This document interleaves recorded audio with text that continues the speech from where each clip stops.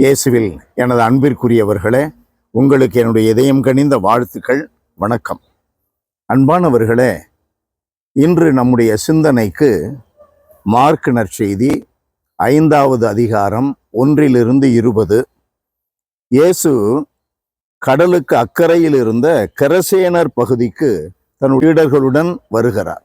அன்பிற்குரியவர்களே, இந்த நிகழ்ச்சி என்ன? பேய் பிடித்த ஒரு மனிதன் கல்லறைகளில் தங்கி இருக்கிறான். சங்கிலிகளாலும் விலங்குகளாலும் அவன் கட்டப்பட்டிருந்தாலும் அவைகளெல்லாம் உடைத்தெறிந்து விட்டு அவன் நடமாடுகிறான், கல்லறைகளில் நடமாடுகிறான். இயேசுவை கண்டதும், தூரத்தில் இயேசு வருகிறதை கண்டதும், இயேசுவே, உன்னத கடவுளின் மகனே, உமக்கு இங்கு என்ன வேலை? கடவுள் மேல் ஆணை, என்னை வதைக்க வேண்டாம் என்று உரத்த குரலில் கத்துகிறான். அன்பானவர்களே, நாம் கவனத்தில் வைக்க வேண்டும். ஆணவம்தான் அந்த சங்கிலி, சுயநலம்தான் அந்த விலங்கு. இது போன்ற பொறாமை, புரணி பேசுதல், காம இச்சைக்கு அடிமைத்தனம், இவைகளெல்லாம் சங்கிலி போன்றவை, விலங்கு போன்றவை, நம்மை கட்டி போட்டு இருக்கிறது. இவைகள் இருக்கும் பொழுது இயேசுவினுடைய மதிப்பீடுகளுக்கு எதிராகத்தான் நாம் பேசுவோம். ஏன் என்னை வதைக்க வந்தாயா? இயேசுவே, என்னை தொலைக்க வந்தாயா? இயேசுவினுடைய பிரசன்னத்தை இந்த சுயநலம், ஆணவம், பொறாமை, புரணி போன்றவைகள் எல்லாம் தாங்கிக் கொள்ள முடியாது. ஆண்டவர் இயேசு அருகில் வருகிறார்.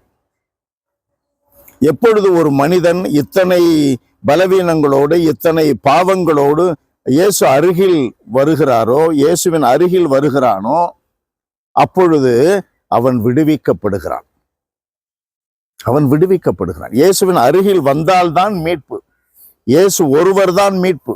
திருத்தூதர் பணி 4:12 பேதுரு சொல்லுகிறார் இல்லையா? இயேசு ஒருவர் தான். இயேசு என்ற ஒரு பெயர் தான் மனிதர்களுடைய மீட்புக்காக கொடுக்கப்பட்டுள்ளது. நீ 1000 வழிகளை நீ கடைபிடிக்கலாம். எந்த வழிகளும் உனக்கு இஷ்டமா இருக்கலாம். உனக்கு பெருமையை தரலாம், உனக்கு புகழ தரலாம், உனக்கு செல்வத்தை தரலாம். ஆனா வாழ்வை தராது. இயேசு ஒருவர் தான் தருவார். இயேசுவினுடைய மதிப்பீடுகளின்படியான வாழ்வு மட்டும்தான் நமக்கு அதை தரும். இயேசு மட்டும்தான் நமக்கு மீட்பு அளிப்பார். இயேசு இந்த பேய் பிடித்திருந்தவனை முற்றிலுமாக விடுவிக்கிறார். அன்பானவர்களே, விடுதலை வேண்டும் என்றால் நாம் இயேசுவினுடைய ஆவியை நாட வேண்டும். இயேசுவினுடைய ஆவியானவர் எங்கே இருக்கிறாரோ, கொரிந்தியருக்கு எழுதப்பட்ட 2வது திருமுகம் 5:17 வாசிக்கிறோம். நாம் புதிய படைப்பு, நாம் விடுதலை அடைகிறோம். ஆவியானவர் இருக்கிற இடம் நமக்கு விடுதலை. இயேசுவினுடைய ஆவியானவர். அன்பு நிறைந்த எங்கள் கடவுளே, உம்மை போற்றி புகழுகிறோம், வாழ்த்தி வணங்குகிறோம், தாழ்மையோடு ஆராதிக்கிறோம்.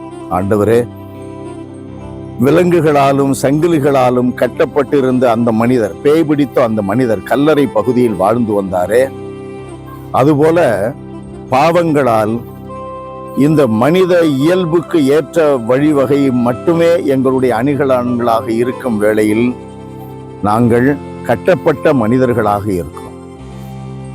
கட்டுகளை உடைத்திரணும். இயேசுவே, எங்களில் வாரும். உம்முடைய ஆவியானவரால் எங்களுக்கு விடுதலை தாரும். இயேசுவின் நாமத்தில் ஜெபிக்கிறோம் பிதாவே. ஆமென், ஆமென்.